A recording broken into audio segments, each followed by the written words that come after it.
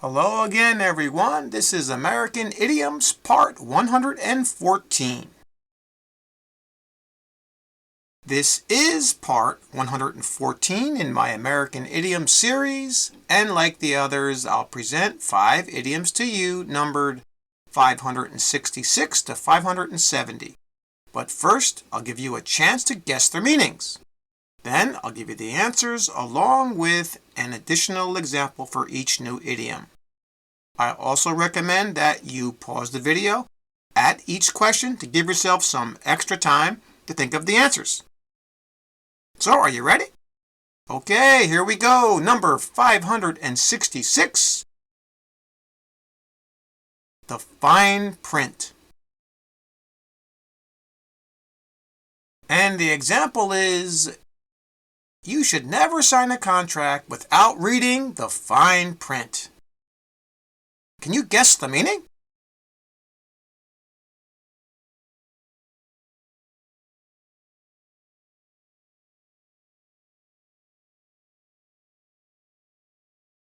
And the answer here is C. The specific terms, limitations, etc. in a contract or agreement, usually in small text. That's what it means by the fine print. And this is the really small writing that you'll see in a contract. All right, I'm sure everyone has seen this. Okay, like the example says, you should never sign the contract without reading all this small writing, usually at the end of the contract. Got it? Here's another example.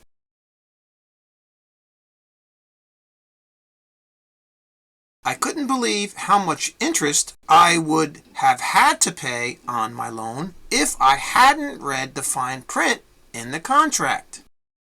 All right, this is how contracts usually are. Not all of them, but you'll see this a lot, and I'm sure you have, where the writing is really small at the end. All right, that's what it means by the fine print. All right, and now for number 567.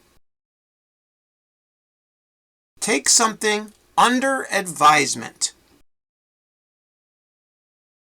And the example is, our boss took our suggestions about how to make our deadline this month under advisement, and we were able to make it quite easily. Can you guess the meaning?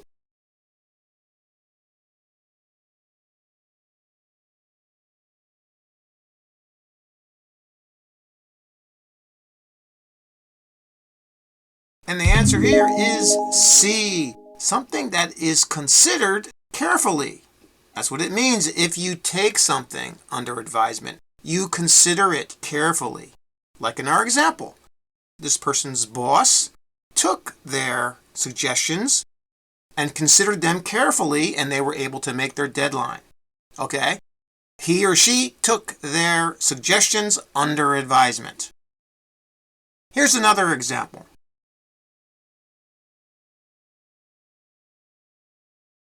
Congress took the president's tax policy under advisement, and then they rejected it in the last session. All right, in this case, Congress took or considered the president's tax policy very carefully, and then they didn't like it, so they rejected it. Okay, this is what it means. And now for number 568. To wait on someone, hand and foot. And the example is, Jimmy is a lucky guy. His wife waits on him hand and foot. Don't you wish you had a wife like her? Can you guess the meaning?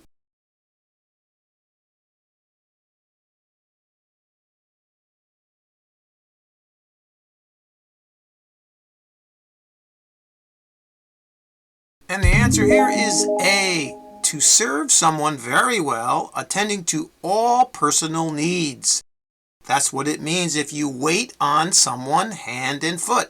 Think about to wait on them like a waiter. You go to a restaurant and there's a waiter there, right? They're serving you. Well, the same thing here. If somebody waits on you hand and foot, they take care of you. Like in our example, Jimmy's wife, right? She waited on him hand and foot. She took care of him, right? And he's a lucky guy.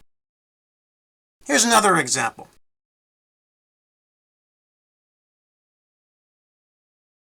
Melissa has spoiled her children by waiting on them hand and foot ever since they were young. All right, in this case, Melissa spoiled her children because she took care of them maybe too well. She always served them. All right, so maybe too much. And then they were spoiled when they got older. All right, that's what it means. And now for number 569. A fat chance. And the example is, there is a fat chance that the city will lower the school tax this year, especially after all the money that has been spent on the school's new sports complex. Can you guess the meaning?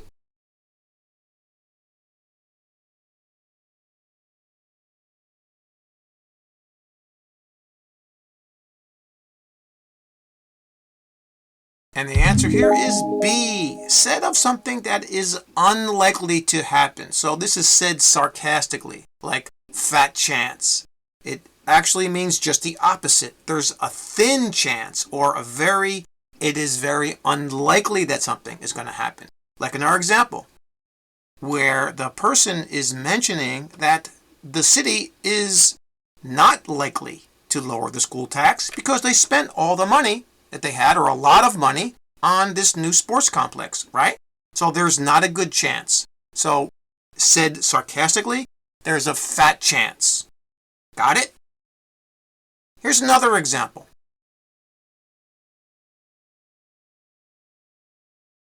Do you really think you can get tickets to the new Broadway play that everyone is talking about? Fat chance. The play has been sold out for the past month. All right, in this case, the person is saying, no, you're never going to get tickets for this Broadway play because everybody's talking about it, it's very popular, right? And it's sold out for the last month. Okay, so it's very unlikely. So this person says, oh, there's a fat chance, or just fat chance. This is how it's used. And now for our final idiom, number 570. To throw someone under the bus.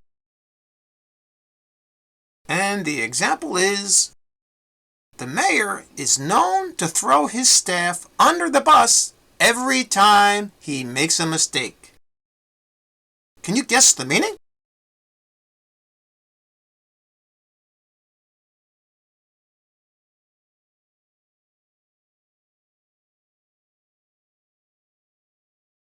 And the answer here is C, to avoid blame or criticism by allowing someone else to take responsibility for something. That's what it means if you throw someone under the bus, right? You're going to let them take the blame. And this mayor in the example, probably a bad guy, right? He makes a mistake, he blames his staff. He throws them under the bus. All right, here's another example.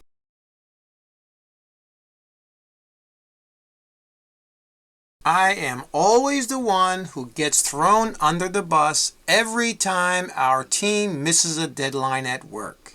It's so unfair.